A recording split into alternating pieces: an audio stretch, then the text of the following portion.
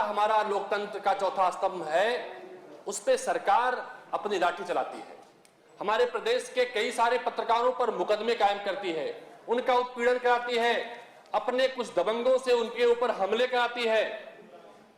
और वो सदन में जो चर्चाएं होती हैं, जो नियम के विपरीत होती हैं, कोई सदस्य तर्कसंगत बात करे, वो तत्काल सर्कुलेट ना हो जाए, जनता तक पहुंच ना जाए, इसलिए जो सेंट्रल हॉल में सदियों से स्थापित व्यवस्था थी, वहां से उठाकर बाहर फेंक दिया जाता है। सभापति महोदय, विषय इसलिए भी सभापति महोदय है, आज देश ने देखा है, और खास तौर से मैं बात उत्तर प्रदेश की करूंगा, कि जब उत्तर प्रदेश की चर्चा शुरू हुई, इस विषय को मैं लेके आया, तो मेरे मन में तरह तरह के सवाल थे कि अब सदन में लोकतंत्र के चौथे स्तंभ की सुरक्षा होगी, जो लोकतंत्र का चौथा स्तंभ परंपरा रूप से इसलिए स्थापित था कि विपक्ष की आवाज को जन जन तक पहुंचाए, सरकार की आवाज को जन जन तक पहुंचाए।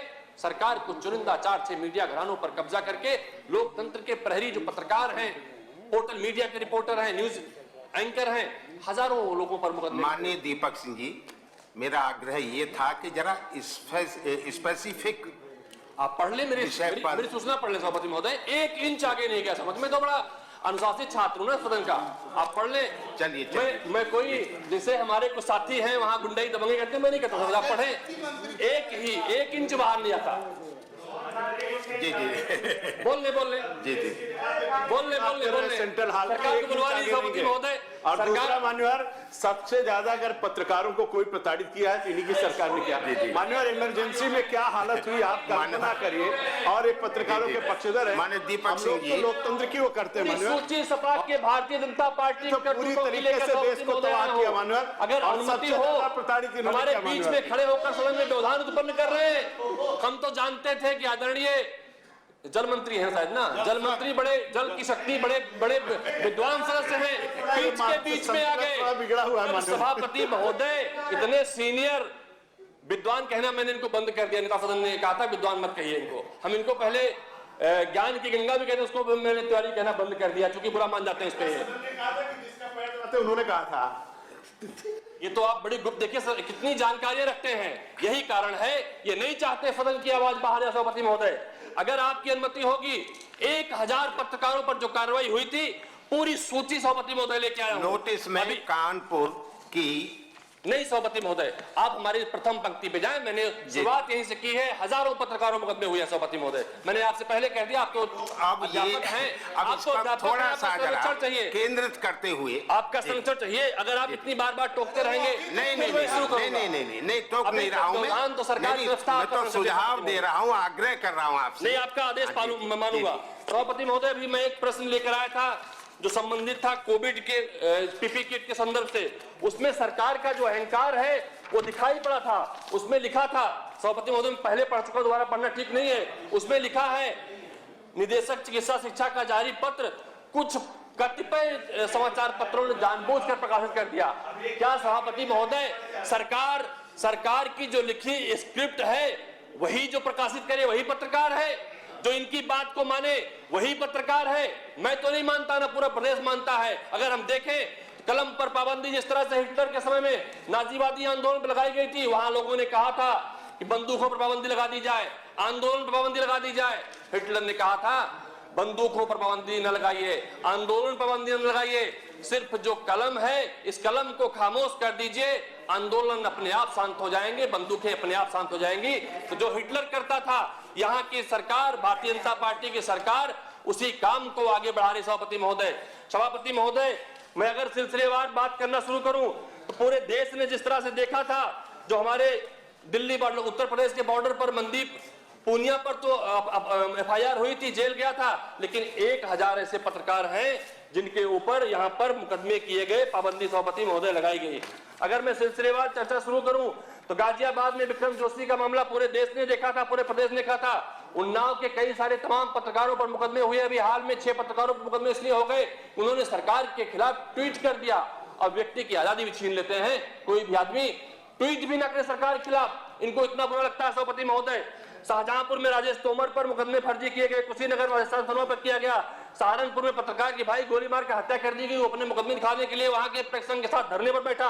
वाराणसी में सुप्रिया शर्मा पर मुकदमे किए गए, मिर्जापुर में पवन जायसवाल जो मिड डे मील के बारे में खबर दिखाई उसके ऊपर मुकदमे किए गए, जिसका पर आप उदाहरण दे रहे थे। बड़े शर्म की बात सभापति महोदय है, ठंडी का महीना था, सरकार के मंत्री बैठे थे, सरकार के अधिकारी बैठे थे, बच्चे ठंड से ठिठुर रहे थे, ठिठुर गिर रहे थे। उन पे जिस पत्रकार ने खबर दिखाई, खबर चलाई और ट्वीट किया, उन तमाम पत्रकारों पर मुकदमे किए गए। उन्नाव के ही एक और घटना थी, वहां पर कई लोगों को मुकदमा किया गया। इंडिया न्यूज के विजय मिश्रा खबर करने गए थे, उनके ऊपर जो अत्याचार हुआ उसका मुकदमा लिखाने गए, दबाव बनाया गया, मुकदमा वापस ले लीजिए अन्यथा आपके मुकदमे आप पे ही उल्टा मुकदमा कर दिया जाएगा।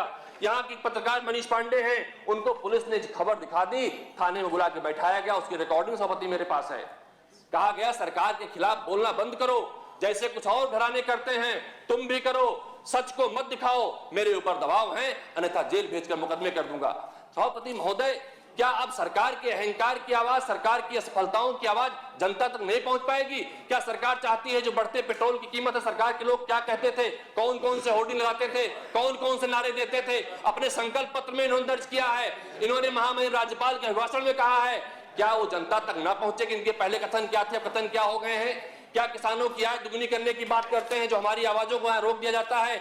हमारे पत्रकार बंधु न दिखा पाए, किसानों को सरकार गर्त में ले जाने काम कर रही है, किसानों की आय घटाने काम कर रही है। सभापति महोदय, बड़ी लंबी लिस्ट है पत्रकारों पर अत्याचार की, बड़ी लंबी नोटिस और हैं, हमारे और हैं लखनऊ के ही एक प्रतिष्ठित चैनल है जो सरकार का भी पक्ष दिखाते हैं, लेकिन जो पत्रकारिता का धर्म है वो चैनल उसका भी फर्ज निभाता है। दिन पर प्रसारण रोक दिया गया, कई सारे चैनलों को जो लाइव प्रसारण होता है उसमें पाबंदी लगा दी सभापति महोदय।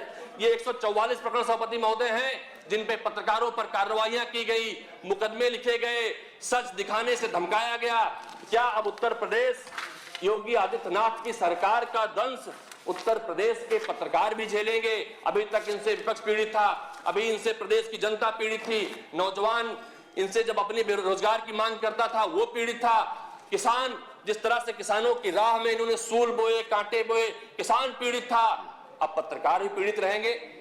क्या चुनिंदा 4-6 घरानों को प्रबंधन करके जो प्रदेश की गाड़ी कमाई का 30% अंश है उनको देकर बाकी लोगों को मैं समझता हूं माननीय दीपक सिंह जी, बात पूरी आपकी। सभापति महोदय, बड़ा दुख है आपका संरक्षण नहीं मिल रहा है आज। नहीं, मैं आपसे निवेदन करूंगा आपकी बात को मानते हुए कि हिटलर शाही सरकार ना करे।